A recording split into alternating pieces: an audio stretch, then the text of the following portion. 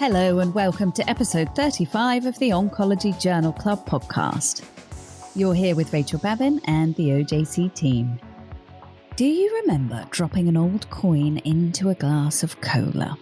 An old experiment where we would marvel as the corrosive sugary drink stripped off the dirt to reveal a shiny new dollar. This always made me think, what is this drink doing to my insides? And I have to say, it really did put me off drinking soda. Do you think sugary drinks could be responsible for the increased rates of colorectal cancer that we're seeing in young adults? Hans Prenen finds out. Craig Underhill talks us through the Titan study and the problem of not acknowledging investigators. And Eva Segelov talks to Kristi Milley about getting meaningful engagement from consumers. You'll also hear the amazing article of the week, the final installment of Eva's Manifesto for Good Trial Design, and some wonderfully quirky quick bites too. For weekly news and podcast updates, subscribe to the Oncology newsletter on oncologynews.com.au. It's free and it's a great way to support the OJC. This is Rachel Babin and this is the Oncology Podcast. G'day, g'day, g'day.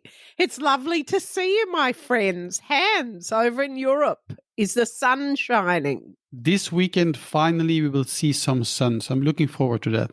How was May?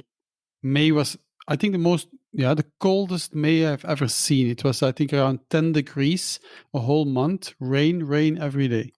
Oh, sounds like Melbourne. And here we have from sunny Albury-Wodonga, our friend Craig. Hi, Eva. I can see the beautiful sunset, blue sky outside my window.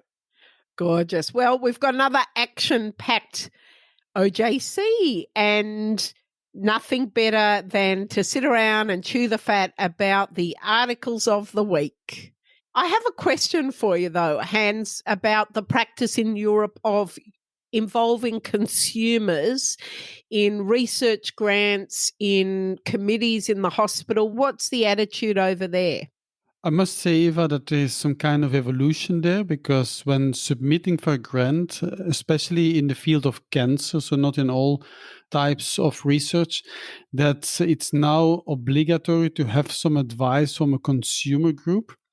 And they keep the advice into account for the decision if you get the grant, yes or no. It's not everywhere, but you see that it has changed. So that's why also our hospital have now a specific consumer group that they put together for when we submit a grant, that they can give some kind of advice. It's not really like that in the committees. And I think it's a good and a bad thing, because the good thing is that consumers look at it on a different way. Maybe if we think it's interesting for doing research on some topic that they think it's completely irrelevant. But the problem is that they don't always understand what is important. So that's I think it flips in both ways. Well, it's interesting you've said that, because I was actually fascinated with an article that just came out exactly looking at the role of consumers. And that leads us to our very special guest interview.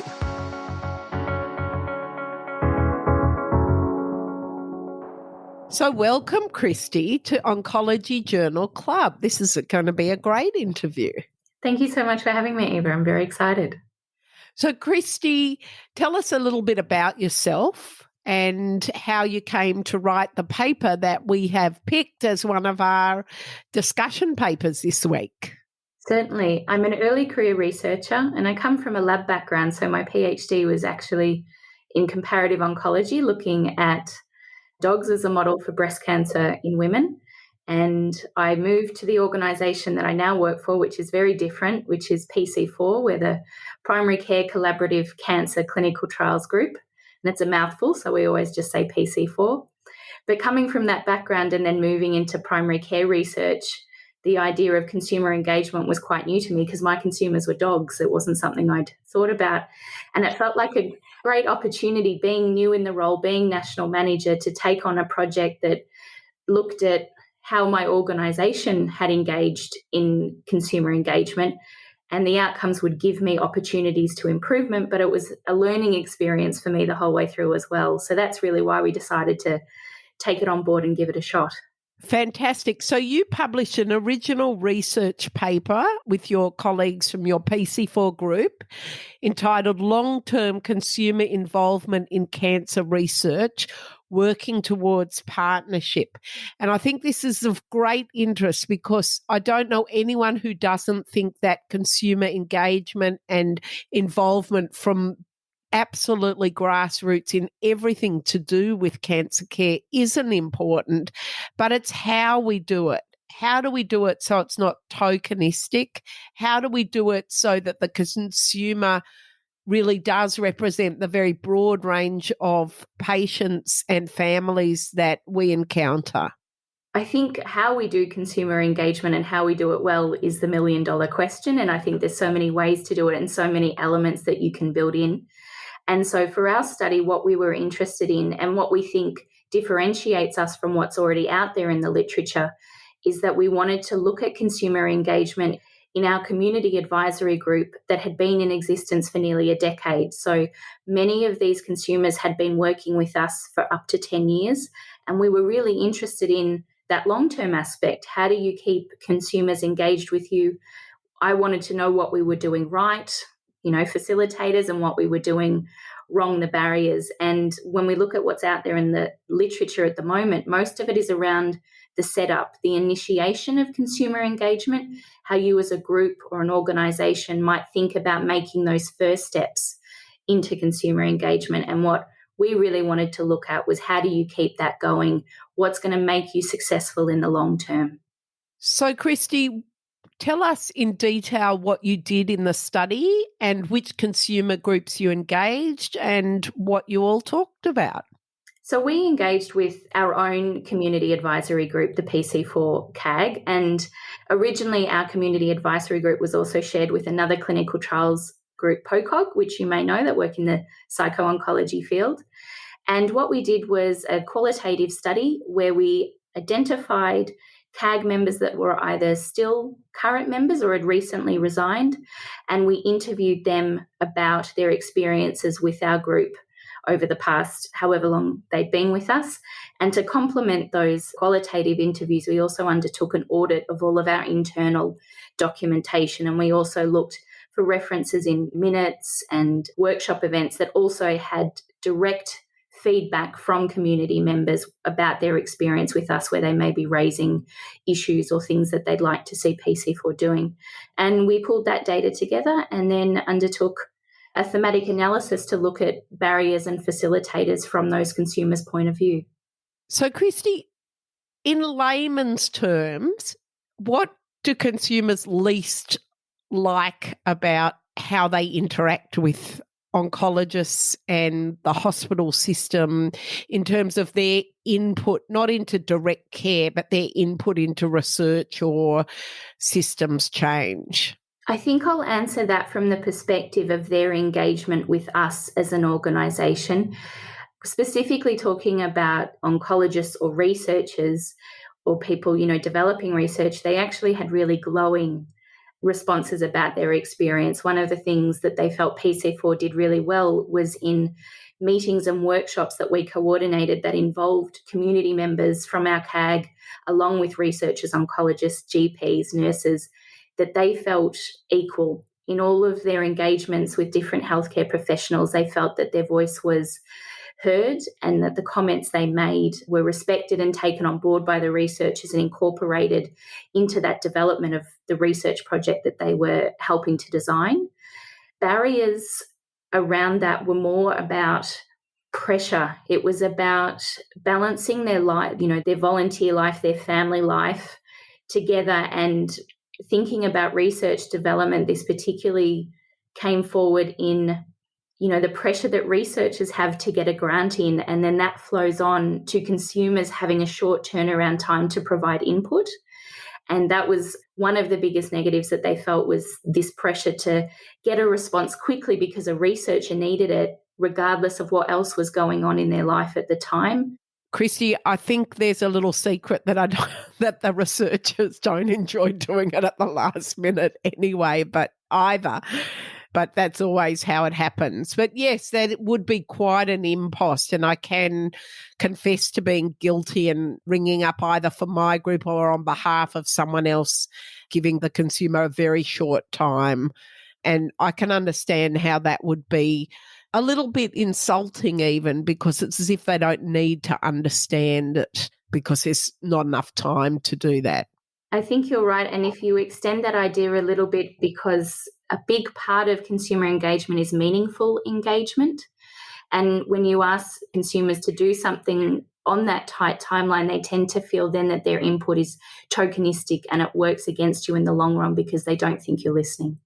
And can I ask the issue of consumer training and how a consumer really takes on that very heavy responsibility of representing everyone and not just their own experience? That was a big issue that came out, I think, in two ways from our interviews. The first around training was that PC4 early on in the development of our advisory group employed a buddy system. And so community members had a friend in the group that when they were reviewing concepts or doing something new for the first time, they had somebody to talk to. And that was a limited program. It ran for a couple of years. But the nice thing was that down the track, those buddies still tended to talk to each other when they were querying things that they might be looking at in a research project. The second element of training as well was that consumers felt uncomfortable even 5, 6, 7 years down the track when they'd been with us, providing input on a concept that might be outside of their lived experience. And one of the domains of the Cancer Australia framework that we used in our analysis is around capable consumers, and the idea that a consumer both actively looks for opportunities to continue to develop their understanding of this area, but also that the organisation that they work for continues to provide opportunities for learning and training as well. And for us, that was actually a barrier that maybe we hadn't been addressing very well. A lot of them did say, sometimes I just don't feel like I contribute to this. And it's something that we've taken on board and tried to address moving forward after this paper. So there's nothing like having skin in the game. And in fact, I'm not sure, Kristi, if you listen to our OJC podcast, when the cancer clinician gets cancer. But if you haven't, and for those listeners who haven't, highly recommended really the experience of 3 people who are directly involved in patient care and were so when they got their cancer and how it affected them. So that just a little gratuitous plug in there, OJC, episode 32. Kristi, do you have any comment from the point of view of cancer clinicians who become consumers rather than the other way round? Not a cancer clinician, I suppose. Being in primary care, we do actually have a community member in our group that was a GP, being primary care.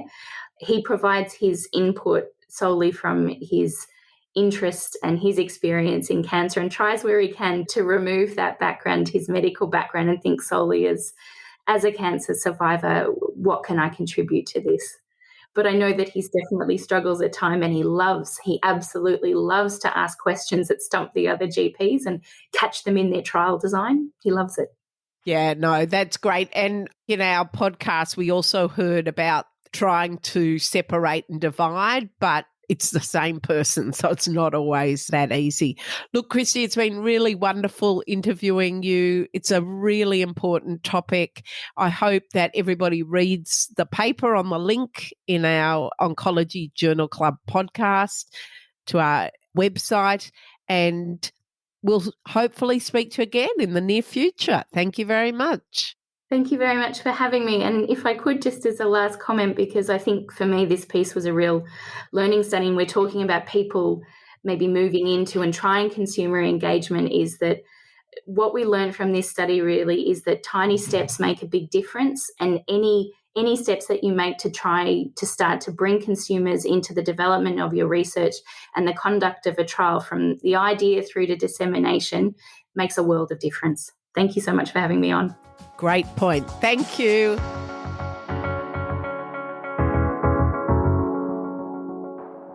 that was amazing, Eva. That was an amazing interview. Well done. Thanks, Craig. Let's go to your main paper for the week. Over to you, Craig. So what I chose, Eva, was apalutamide in patients with metastatic castrate-sensitive prostate cancer. It's a final survival analysis of the randomized double-blind phase 3 study called Titan. So there were sites in Australia for that study, including our own. Big shout out to the non-acknowledgement in the paper for the investigators. Can I say that? Absolutely. We've had a lot of recent experience with non-acknowledgement of involvements, including in a local IIT that we happened to put over a third of the patients on. So very timely. Yeah. So it's sort of by the by, but I saw a couple of patients in the last couple of weeks since this was published, and I thought, it would have been nice to A, get sent a copy, and B, been listed in the acknowledgements for our site. So we could do a whole podcast on that maybe. So anyway, this is a good study. This was in patients with metastatic castrate-sensitive prostate cancer who received androgen deprivation therapy. They can have received adjuvant docetaxel, which was the standard of care. Then they're randomized to receive apalutamide or placebo. And the interim analysis was previously published in the New England Journal. This is a final analysis in the JCO in March this year. So it showed big benefit despite crossover for the apalutamide plus ADT versus the ADT plus placebo. So there was a large study, 1,000 patients randomized 1-to-1 to receive 240 milligrams every day of apalutamide or placebo plus the ADT. They allowed crossover and analysed for that. So with a median follow-up of 44 months, the median duration treatment was 39 months for those on apalutamide, 20 months on placebo, and 15 months for the crossover patients. Compared with placebo, apalutamide plus ADT significantly reduced the risk of death by 35%. So the median overall survival was not reached in the patients receiving apalutamide versus 52 months for placebo. And again, you can't see the curves. We can, again, do some interpretive singing or something, rapping to describe the curves, but they're really quite impressive with big differences, even in the patients who had crossed over. So quality of life was maintained throughout the study. So it adds to a body of evidence for these androgen signaling inhibitors, or ASIs they're called. So the others in this class are enzalutamide and abiraterone. So this is the concept of adding them early when patients are still have metastatic disease but are castrate sensitive, and there are some big survival benefits. But unfortunately, the cost of these interventions are enormous. So how much? I think it's in the order of, I don't know, because I've stopped asking, but I think it's in the order of $6,000 a month, right? And so if you've got someone on it for several years, do the maths. It's a hugely expensive intervention. So unless the price of these drugs comes down substantially, then I can't see that in any health system such as Australia, where we use cost effectiveness and price as a trigger for listing drugs, I can't see that these in the current price environment will be approved despite those big differences in survival.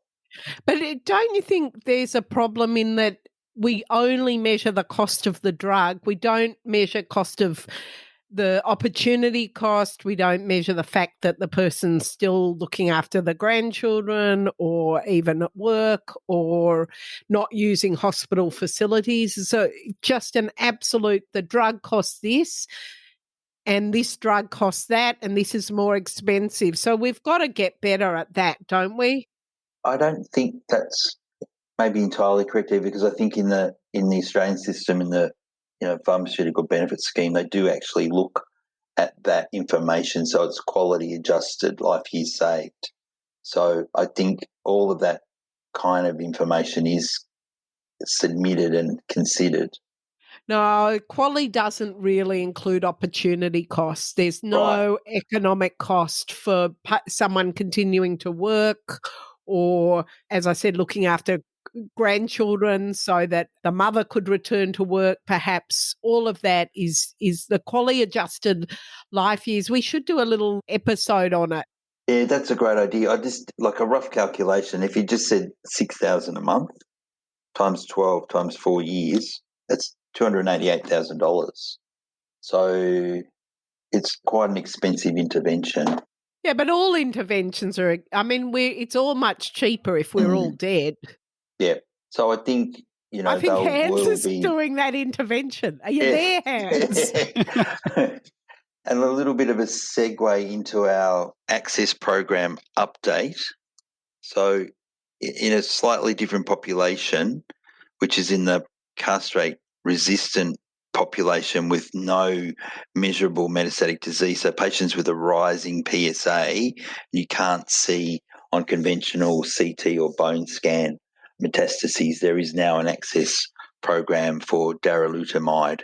So get in touch with your Bayer representative for the Australian listeners if you're interested in that. So this is a kind of a niche population because now with the PSMA scans that a lot of patients would have, we find metastatic disease. So this non-metastatic but castrate-resistant with a rising PSA is probably a niche area. But again, good data to have that early intervention with these drugs.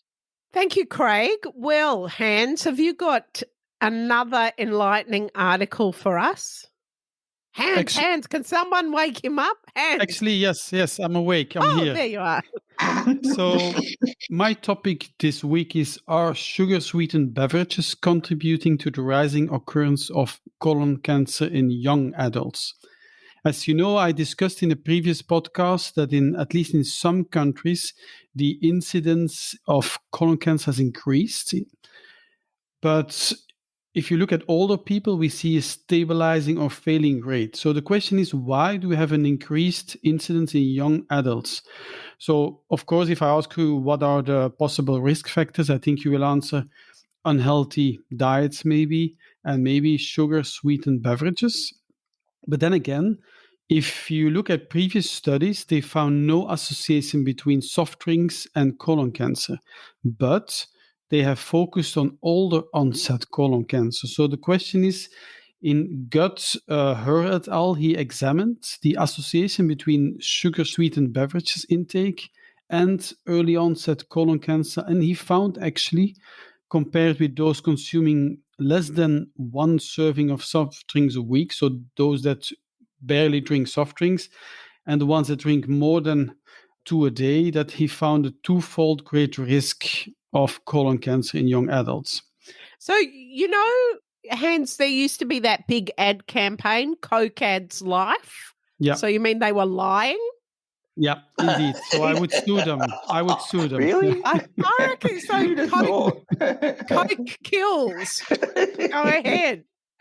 Let me finish my story. So they also found an association between the use of sugar-sweetened beverage in adolescents, so also in kids and young adults, and early onset colon cancer. So there I start to get a little bit worried, because I have to admit, as a child, that I drank quite some Coke, thanks to all the commercials. The good thing is that they found no association with artificially sweetened beverages. So at a certain point, this seems to be safe. So why would there be this relation? You could also say, more sugar gives weight gain, gives obesity, and these are known risk factors due to insulin resistance, chronic inflammation, etc. And also we know, but this is in mice, so you have to be careful, that high fructose promotes intestinal tumor growth. There have been papers, very nice papers about this, independently of obesity. So this fructose high concentrations is also not good.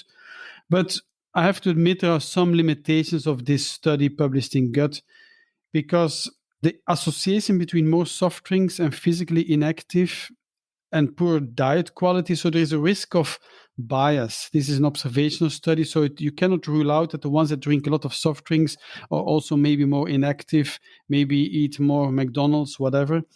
And also, there is quite some low number of incident early onset colon cancer in this cohort study.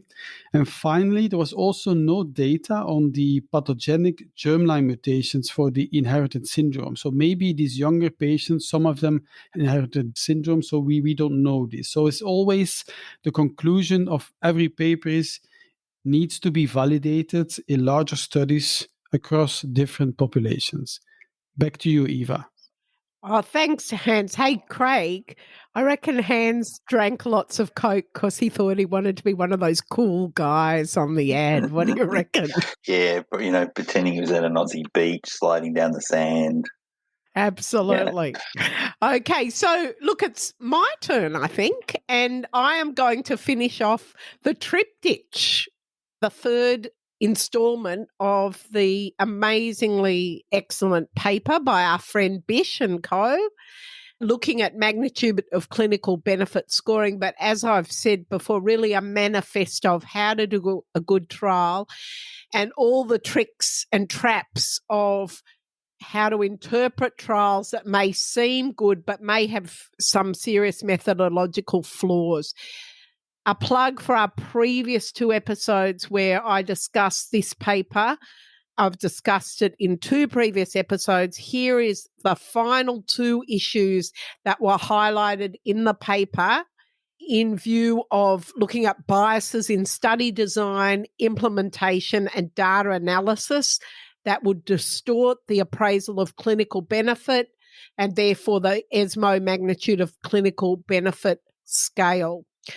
So there were 2 issues in the analysis of trial data.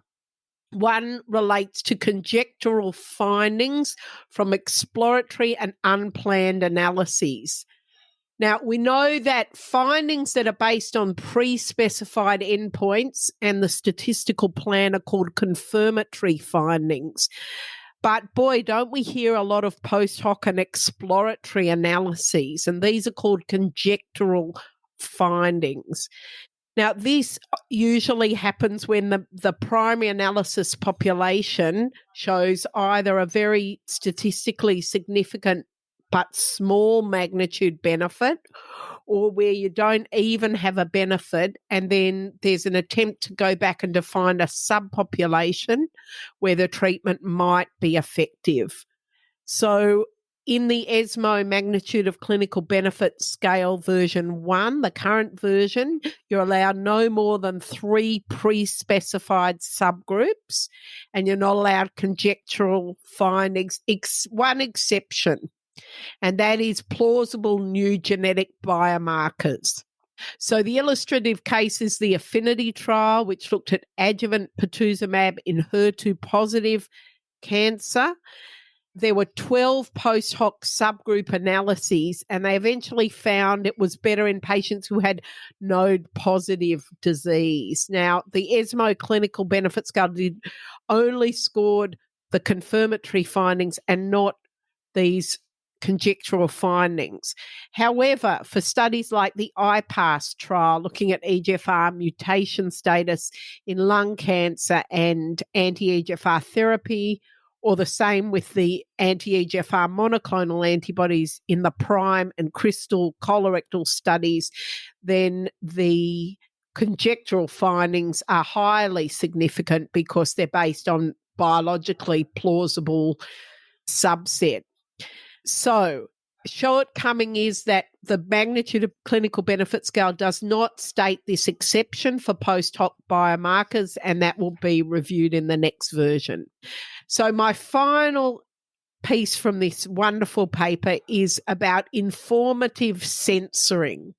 So in clinical trials, the term censoring refers to patients who don't complete the study in full and they drop out without further measurement. Obviously, if this is balanced between the arms in a superiority study, you assume this doesn't impact the results, and this is called uninformative censoring. But when patients discontinue for reasons related to the study drug, so side effects, that assumption won't hold, and that's called informative censoring. So when you have a drug that causes a lot of toxicity and a lot of patients drop out, this will biopsy the result. So the Bolero 2 study is the illustrative case given exemestane plus everolimus or placebo in metastatic hormone receptor positive breast cancer. There was a 6.5-month benefit in median PFS, hazard ratio 0.36 with the 95% CI 0.27 to 0.47.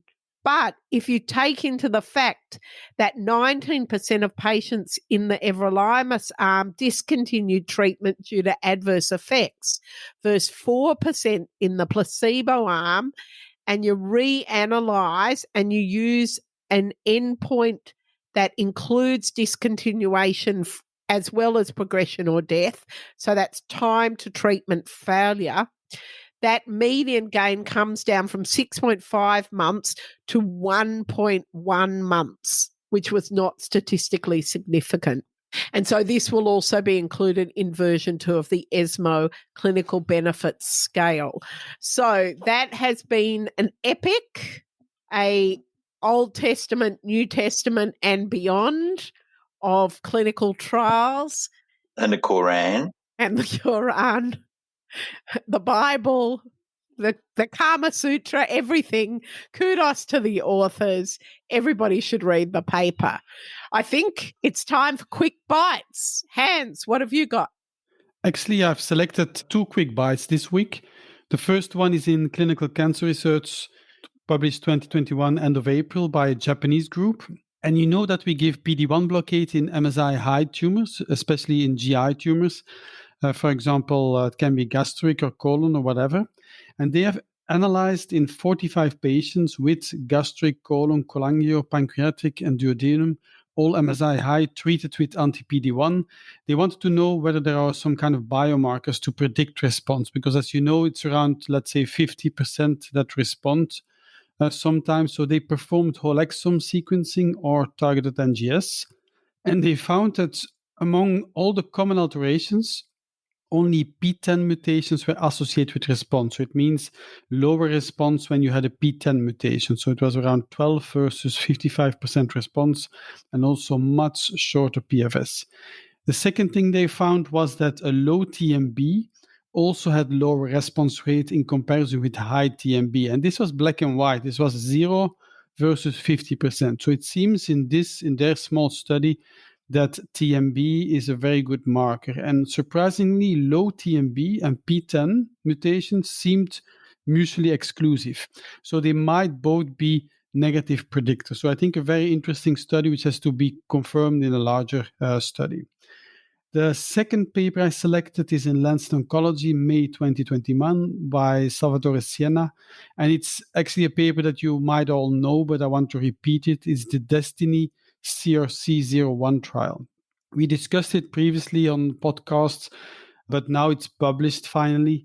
It's about trastuzumab deruxtecan in HER2-expressing metastatic colon cancer. Sorry, what is it?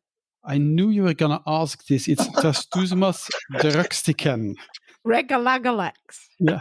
So it's an open-label phase 2 trial in HER2-positive colon cancer. So you know amplifications of HER2 occur in about 2-3%. And these patients, and this is important, so you have to remember, they have to be RAS and BRAF wild type, because I sometimes see patients that have HER2 or RAS mutated, and those are not included in these trials.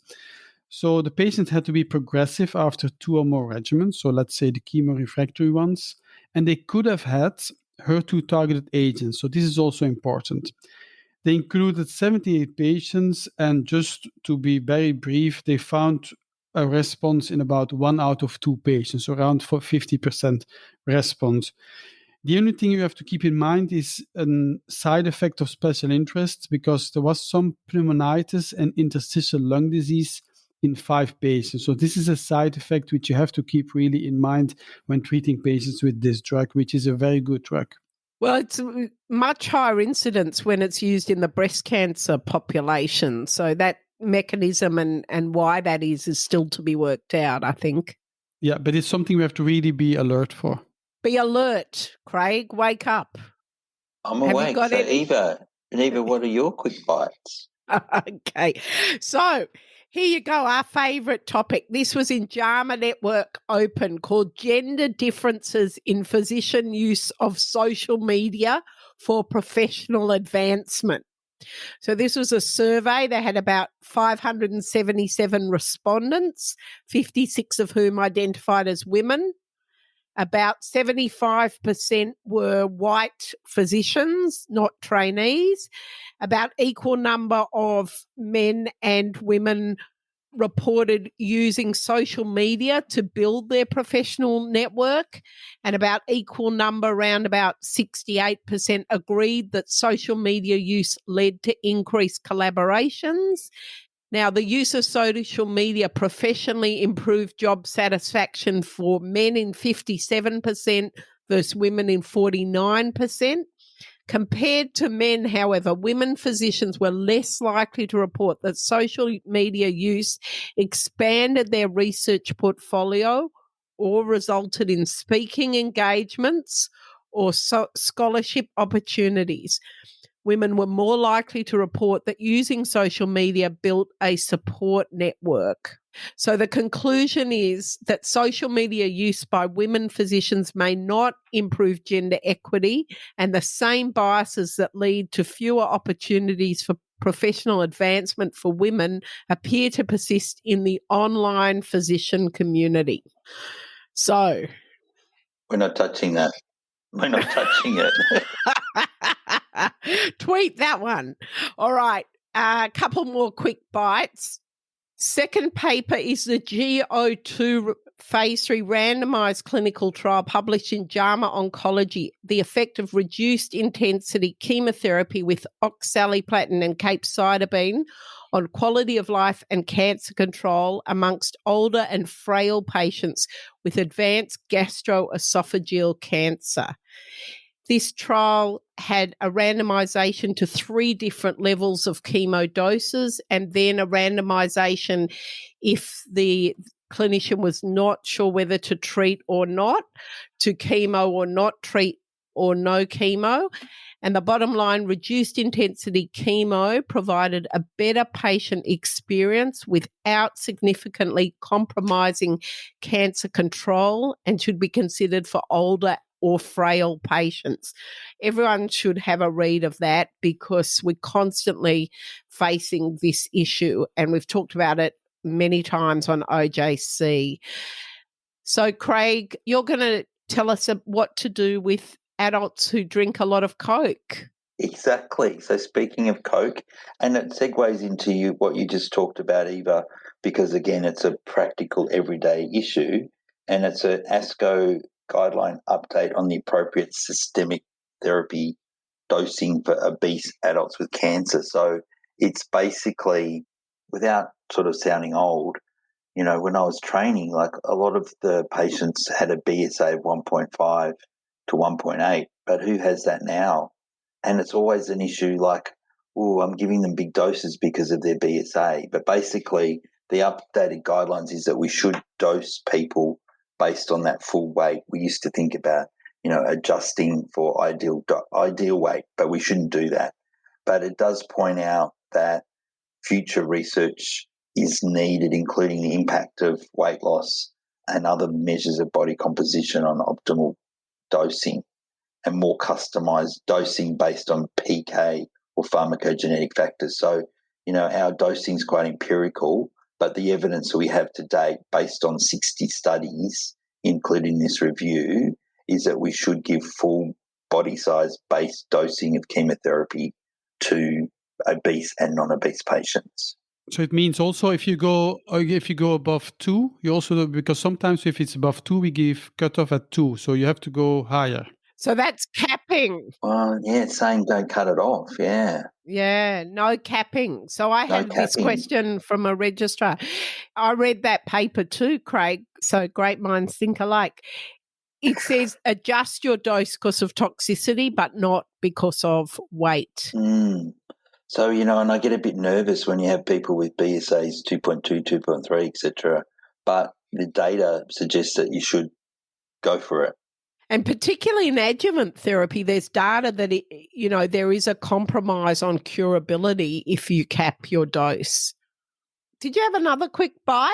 I did. Or a very big bite? Speaking of bites, go ahead.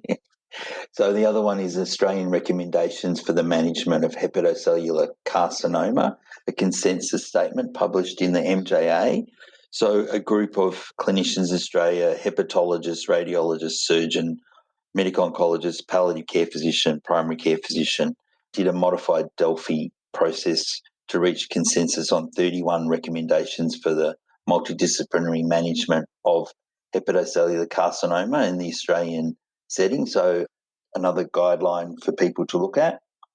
And then the last one is a paper in the European Journal of Cancer entitled Outcomes of Patients with Solid Tumour Malignancies Treated with First-Line Immuno-Oncology Agents Who Don't Meet Eligibility Criteria for Clinical Trials.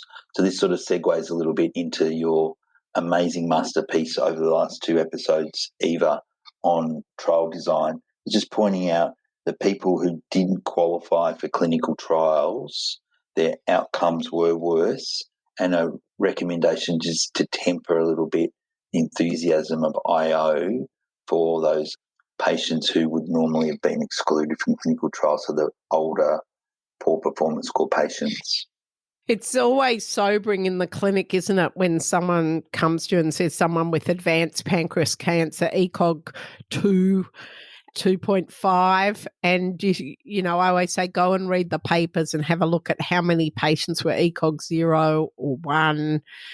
How are you going to give the same therapy to somebody who's ECOG 2? So we just straight away do everything the same, even though patients wouldn't have been eligible. So real world information is so important, isn't it? Yeah. So then I also included, Eva, the wacky article of the week, and it was in the ASCO Post, and it was called Chernobyl at 35 Years, an Oncologist's Perspective. So it's written by it's a single author, guy called Robert Gale, who seems to be a medical expert in nuclear and radiation accidents. And there's a disclaimer from ASCO pointing out that this represents a view of the author and not necessarily that of ASCO. And this guy, Dr. Gale, is a visiting professor, Professor Gale, haematology at the Imperial College London, and a foreign member of the Russian Federation and China Academies of Science and Medical Science. So that's interesting. But he looks at the impact of the Chernobyl nuclear disaster and is there evidence of an excess in cancer. So he firstly says, well, there's 7,000 excess thyroid cancers in children and adolescents living in Ukraine, Belarus and Russia, which is 100-fold increased incidence, but they weren't fatal. And there's not a lot of evidence of an increase in leukemia or solid cancer. So we went, oh, well, 40% of us will get cancer anyway. So what's a little bit of an increase from Chernobyl-related radiation? And isn't nuclear energy great? And it might solve the world's climate change problem. So I think quite a controversial view, but, based on some epidemiological evidence about maybe not so much an increase in the risk of cancer in those countries close to the Chernobyl disaster as yet. Amazing. See, you hear it all on the podcast, climate change, COCAD's life. I mean, what don't we discuss? Yeah, well, maybe that was a bit out there, that article for the podcast, but anyway. No. Anyway, interesting. Maybe this guy voted for Trump as well. Who knows? Well, politics and medicine are not supposed to combine, but public health, COVID, I mean, they are intricately entwined, aren't they? How's COVID going over there, Hans? It's finally improving. The numbers are going down also on the intensive care. I think it has to do also with the rate of vaccinating. And we see now that about half of the population is already vaccinated, I guess. So it's going fast now. Great. So just before we go, I'm going to check, boys, that you've done your homework. Line of duty, who is H?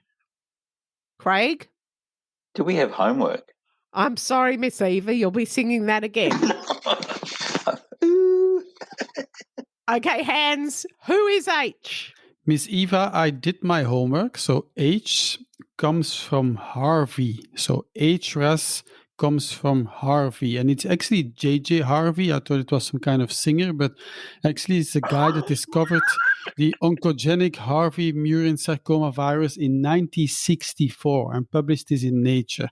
So now we won't forget where this H comes from.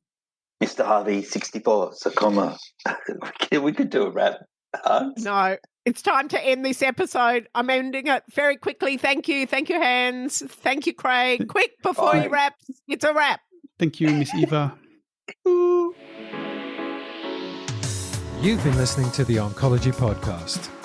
If you enjoyed today's edition and would like to subscribe, head over to our website, oncologynews.com.au, and sign up to our newsletter. Thanks for listening.